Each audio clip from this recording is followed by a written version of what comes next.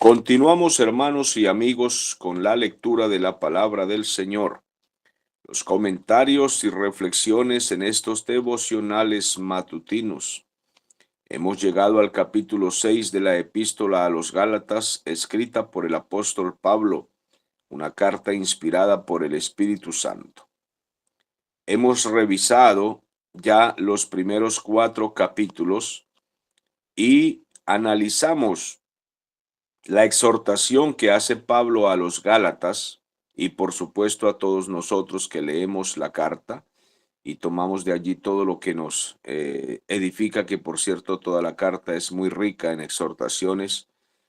Nos hablan esos 4 capítulos acerca de la necesidad de comprender la salvación por gracia y solamente por gracia y únicamente por gracia por medio de la fe. No existe salvación por obras, dice Pablo. No existe salvación por normas, por cumplimiento de leyes.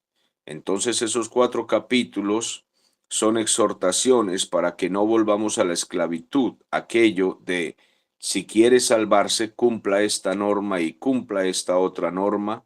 Póngase el vestido aquí, no coma esto, no coma aquello, guarde el sábado, tiene que dar los diezmos, tiene que dar las primicias. Si usted quiere ir al cielo, la medida de la manga de la camisa es hasta tal lugar, el cabello debe estar de tal forma, el gancho de pelo, la forma exterior de la ropa.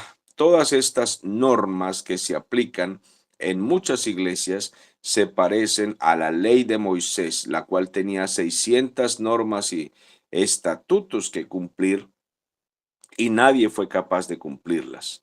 Total que no podemos seguir añadiendo leyes y normas para ser salvos, de lo contrario nadie sería salvo. Todo aquel que quiere cumplir la ley para ser salvo, todo aquel que quiere cumplir normas para ser salvo, debería entonces, dice la Biblia, cumplir toda la ley completa, de lo contrario es un maldito. Por eso vino el Señor Jesús para liberarnos del yugo de la ley porque nadie podía cumplir. Entonces ahora somos salvos únicamente por gracia, no es por cumplir cosas. Cuando llegamos al capítulo 5, podemos ver que Pablo le da cierto giro, da un volantazo y hace una advertencia acerca del otro extremo y dice que tampoco nos lancemos hacia la liberalidad o el libertinaje de cometer pecados pensando que vamos a ser salvos de esa manera. Dice, no uséis vuestra libertad como ocasión para la carne. Y entonces dice cuáles son las obras de la carne y nos advierte de no lanzarnos hacia el lado del libertinaje pensando que podemos practicar esto o aquello y que aún así somos de Cristo. Se nos advierte en que somos libres de la ley ciertamente, pero no usemos la libertad como ocasión para cometer y practicar pecados, porque los que practican tales cosas no heredan el reino de Dios, mas el fruto del Espíritu es el amor, gozo, paz, paciencia, benignidad, bondad, fe, mansedumbre y templanza, y contra tales cosas no hay ley. Entonces, así cerramos el capítulo 5 y entramos a este interesante capítulo 6, con el cual tiernamente, cariñosamente, el apóstol Pablo cierra su conversación de la siguiente manera.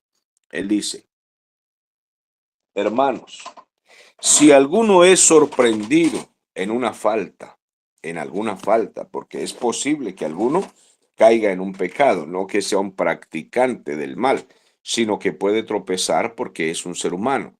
Si alguno fuere sorprendido en algún pecado, si alguno se descuida y cae, si alguno por no darse cuenta de las trampas del enemigo ha descuidado su vida y comete una falta y es un creyente, bautizado, parte de la iglesia, miembro de la congregación, pero de pronto se equivoca y peca y los hermanos le sorprenden en un pecado, no lo avergüencen. La Biblia dice, vosotros que sois espirituales, restauradle con espíritu de mansedumbre, considerándote a ti mismo, no sea que también fueres tentado, o tú también seas tentado. Entonces la advertencia comienza aquí para ayudar, para corregir los errores, para levantar del pecado al caído. Bueno, no es una costumbre que se tenga muy bien estudiada y practicada en nuestras iglesias. Por el contrario, cuando algún hermano es sorprendido en alguna falta, suelen algunas iglesias, algunos creyentes suelen avergonzarlo públicamente, exponen su pecado al aire libre, que todos lo vean, lo señalan, lo critican, todos hablan de él, murmuran, en sus casas se habla mal de él y se le trata como si fuera un malhechor, un delincuente. Lamentablemente ese es el accionar en muchos lugares, lo hemos visto, hemos sido testigos de cómo se destruye a un hombre o una mujer cuando comete una falta. Entonces aquí el apóstol hace bien la recomendación y sigue con el mismo tema diciendo, sobrellevad los unos las cargas de los otros y cumplid así la ley de Cristo. Noten ustedes que en este segundo versículo no nos habla de la ley de Moisés, no dice cumplid así la ley de Moisés, sino cumplid así la ley de Cristo. Bueno, en el tiempo de Moisés se dijo ojo por ojo, diente por diente. El que la hace, la paga. Si alguno peca, apedréenlo. Esa era la ley dada a Moisés. Pero cuando Cristo vino, en Cristo se cumplió toda la ley y ahora Él viene para darnos algunas leyes nuevas. Y Él dice, perdonen al ofensor. Si alguno les hiere en la mejilla, perdónenlo. Si alguno les pide, ustedes denle. A tu enemigo, si tiene hambre, dale de comer. Si tiene sed, dale de beber. Si te ha hecho un daño, ora por él. Si te ha perseguido, suplica a Dios que lo salve. La ley de Cristo es supremamente difícil de comprender para mentes carnales. Se necesita ser espiritual, como dijo el Señor a sus discípulos aquel día cuando ellos le dijeron, Señor, pedimos fuego que los consuma por no haberte atendido. Y el Señor dijo, no sabéis de qué espíritu sois. Yo no vine a perder las almas, yo vine a salvarlas. Entonces es necesario que nos vayamos por el camino que el Señor nos ha indicado, sobrellevar los unos las cargas de los otros. Aprendamos a llevar el peso, las dificultades de nuestros hermanos, las fallas, los errores. Vamos a ayudarnos unos a otros cuando estemos en problemas y de esa manera, dice el apóstol, cumpliremos la ley de Cristo. Luego dice, porque el que se cree ser algo, no siendo nada, a sí mismo se engaña. Cada uno someta a prueba su propia obra, y entonces tendrá motivo de gloriarse solo respecto de sí mismo y no en otro. Entonces, aquí el apóstol nos recomienda a no creernos tan importantes o más importantes de lo que en realidad somos. Esta demasiada autoestima lo que hace es daño al creyente. Entonces se nos advierte, no tenga ninguno más alto concepto de sí mismo, porque se está engañando. Si alguno cree que es demasiado sin ser nada, pues está mintiéndose a sí mismo. Es necesario que viva la realidad, que ponga los pies en la tierra y que no se engañe. Cada uno debe evaluar sus propios actos, sus propias obras, ponerlas a prueba a la luz de la palabra, compararse no con los demás, sino cada uno a la luz de la palabra examinarse. Y de esa manera, pues, cada uno se dará cuenta si merece alguna gloria o no, porque cada uno llevará su propia carga, es decir, cada uno tiene su propia responsabilidad. Entonces, mídase de acuerdo a la regla o a la medida que el Señor quiere que nos midamos. Ahora, en el versículo 6 da otro pequeño giro el apóstol y trata un tema que es muy necesario e importante, pero que a veces algunos pastores tienen temor de mencionarlo en la iglesia por causa de la mala fama que hay en cuanto a los vividores y holgazanes. Es el tema del dinero y la necesidad del sustento de los ministros de Dios. Casi nunca tratamos estos temas porque hay tan mala fama hoy en día en las iglesias que hasta la gente inconversa piensa que lo que queremos hacer en el culto es solamente pedir plata para vivir como holgazanes, vivir como millonarios a espaldas de los demás. Pero los ministros de doctrina sana, de enseñanza sana, no tenemos tal costumbre de quitarle a nadie absolutamente nada. Por el contrario, hemos dado de nuestro bolsillo, de nuestras ganancias, de nuestra humilde ofrenda, nuestro humilde salario, hemos dado para los pobres, hemos dado de comer a los pobres, hemos sustentado alguna boca hambrienta, alguna familia hambrienta. Esto hacemos los ministros que predicamos el evangelio gratuitamente. Pero los holgazanes no tienen ningún temor de pedir para ellos riquezas, lujos, vestidos, oro, carros y muchas cosas más, sin ninguna vergüenza. Pero este texto nos exhorta de todas maneras, por el Espíritu Santo, a que tengamos cuidado de sustentar a los ministros del Señor. Pues dice el versículo 6, el que es enseñado en la palabra, haga partícipe de toda buena obra al que lo instruye. Aquel que está recibiendo enseñanza de la palabra, es necesario que de sus bienes materiales, de su alimento, él dé a los maestros que le enseñan, a quienes le están compartiendo la enseñanza. No es ningún pecado que los que enseñan la palabra coman de los bienes materiales de los alumnos y los discípulos que están aprendiendo. Entonces sigue diciendo el mismo tema en el versículo 7 y 8. Dice, no os engañéis, Dios no puede ser burlado. Todo lo que el hombre sembrare, eso también segará. Entonces está diciendo, den comida, den alimento, den sustento, den economía a quienes les enseñan la palabra. Y no piensen que pueden burlarse del Señor, no se engañen ustedes mismos, porque de Dios nadie se puede burlar. Uno cosecha lo que siembra. Si ustedes dan estos bienes y sustentan a los ministros del Señor para sus necesidades básicas, si se preocupan por ellos, Dios entonces les dará la cosecha de lo que ustedes siembren en ellos. Es necesario ocuparse de esto.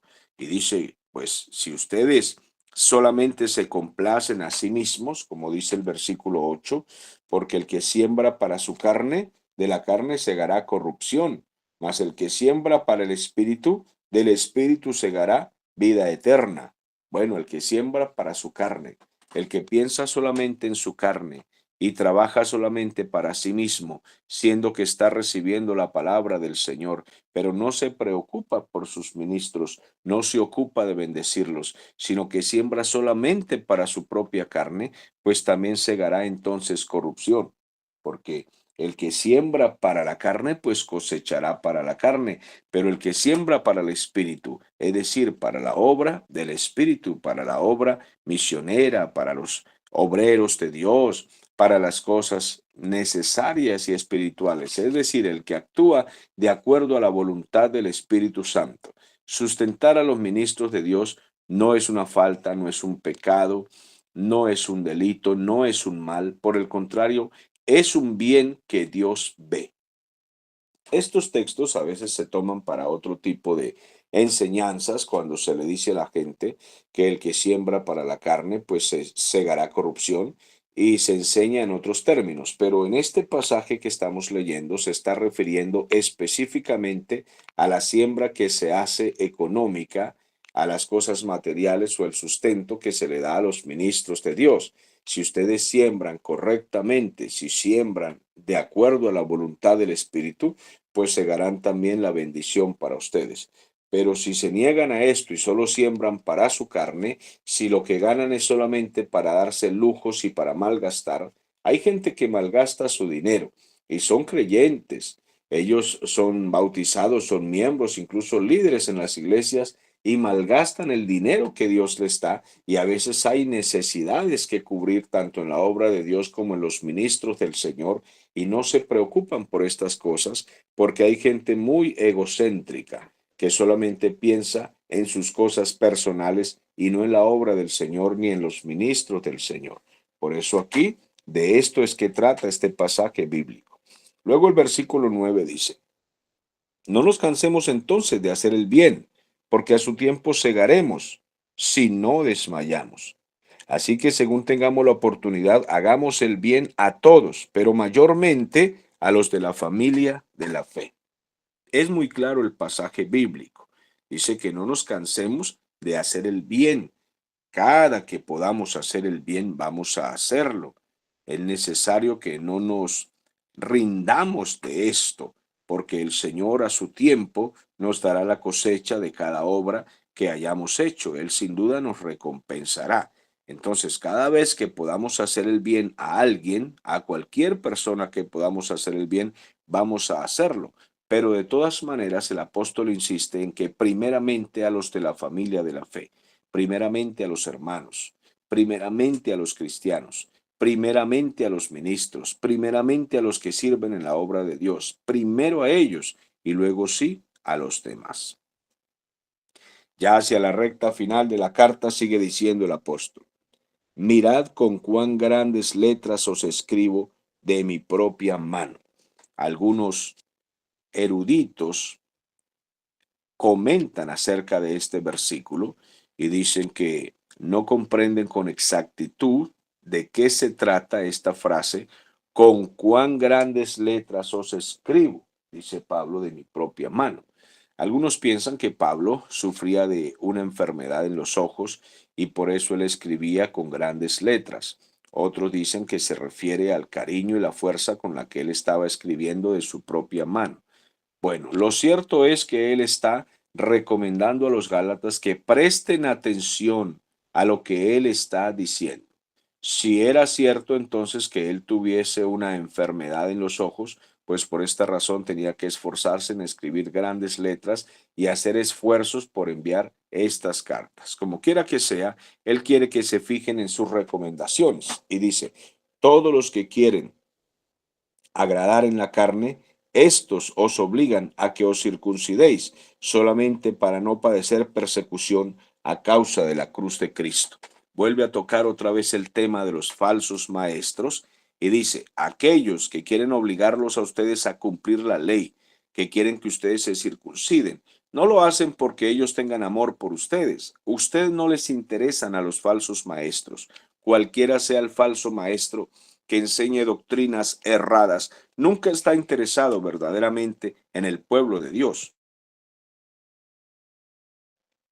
sino en intereses muy personales y egoístas. En este caso, estos falsos maestros lo que querían era que los creyentes se desviaran hacia el judaísmo con el fin de que no los persiguieran, no los apedrearan o no murieran por la causa de Cristo.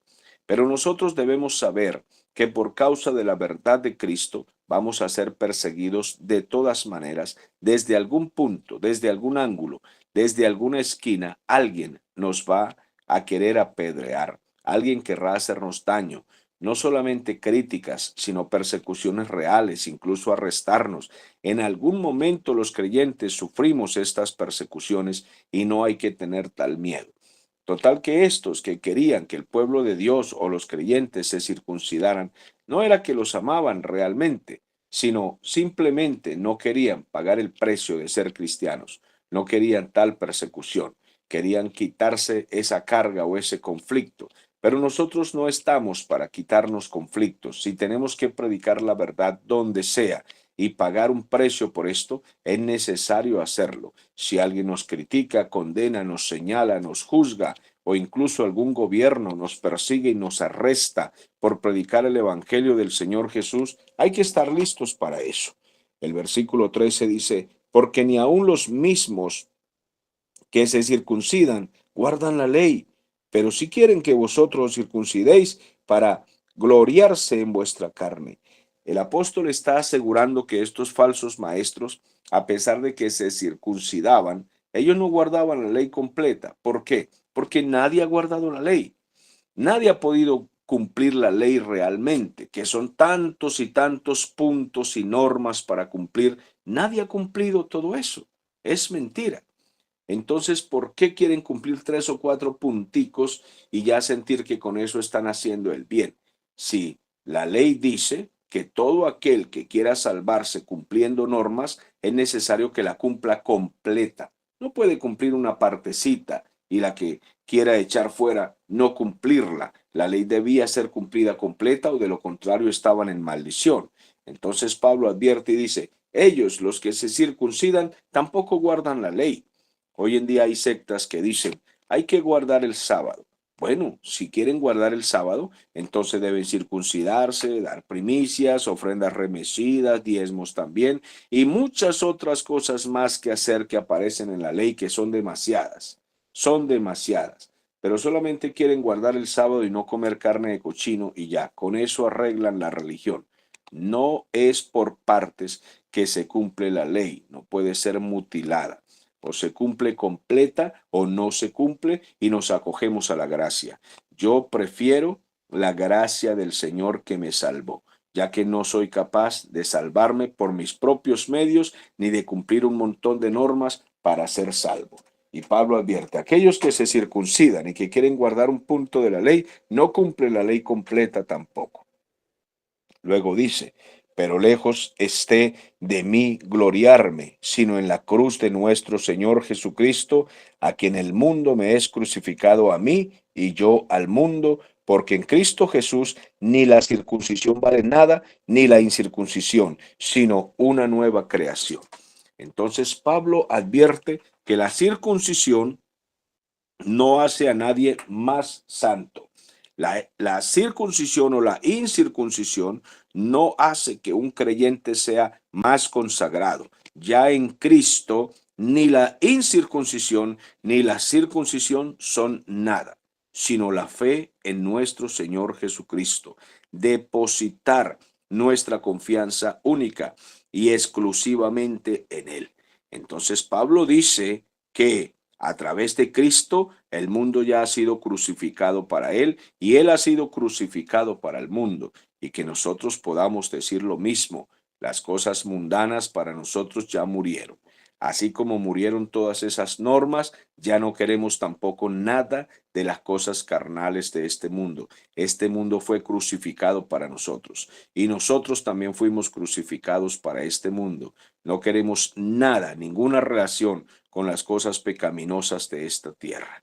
Porque así como la circuncisión no significa nada, ni el que la tiene, ni el que no la tiene, sino solamente tener fe en el Señor Jesús, de la misma manera, ninguna cosa mundana tiene que tener para nosotros ningún significado, sino que nosotros estamos apartados única y exclusivamente por la gracia del Señor para Él. Entonces después dice, y a todos los que anden conforme a esta regla, paz y misericordia sea a ellos y al Israel de Dios. A todos los que anden según esta regla. ¿Cuál regla? La regla de la gracia. Los que crean en Cristo, los que se ajusten a la vida cristiana de la gracia del Señor. Los que no le están diciendo a otros, usted quiere ir al cielo, siéntese de tal manera, peínese de tal manera, hágase el cordoncito de tal forma. No, los que quieren seguir a Cristo deben decirle a otros simplemente usted arrepentido, péguese de las manos del Señor, péguese de los pies del Señor, péguese a la gracia que el Señor le ha regalado y el Señor lo ha salvado. Si usted se arrepintió de corazón, mantenga humillado en la presencia del Señor que el Señor le ha salvado. Sí, pero es que la vecina va a una iglesia y me dijo que yo no puedo ser salvo porque uso este pantalón a cuadros. Y el otro que no porque esos zapatos de tacones, con eso no se puede ir al cielo. Y el otro que ese corbatín no lo dejan entrar al cielo por ese corbatín. Y que de tal manera es que la manga es hasta tal lugar porque de lo contrario no entra al cielo. Amados hermanos, los que quieren cumplir esas normas, que cumplan las 1000 normas que hay por cumplir para entrar al cielo, a ver si es que son capaces. Pero ustedes que recibieron al Señor, no se peguen a normas humanas. Ustedes no. Ustedes digan, Jesucristo me ha perdonado, Jesucristo me ha salvado y no por cosas externas ni por cumplir normas, sino por pura gracia del Señor soy salvo. Y una vez que soy salvo, ya no me puedo perder, porque no hay condenación para los que están en Cristo Jesús, los que no andan conforme a la carne, sino conforme al Espíritu. Esos son los que son de Cristo. fueron salvados por gracia y ya no quieren vivir en las cosas de la carne. Ya no se rigen ni por normas ni por el libertinaje. Ya no andan cumpliendo normas para ir al cielo y ya no andan en las cosas mundanas, sino que ahora son de Cristo. Entonces, que la paz y la compasión del Señor estén sobre todos aquellos que se ajustan a esta regla de vida, que es la regla de la gracia del Señor.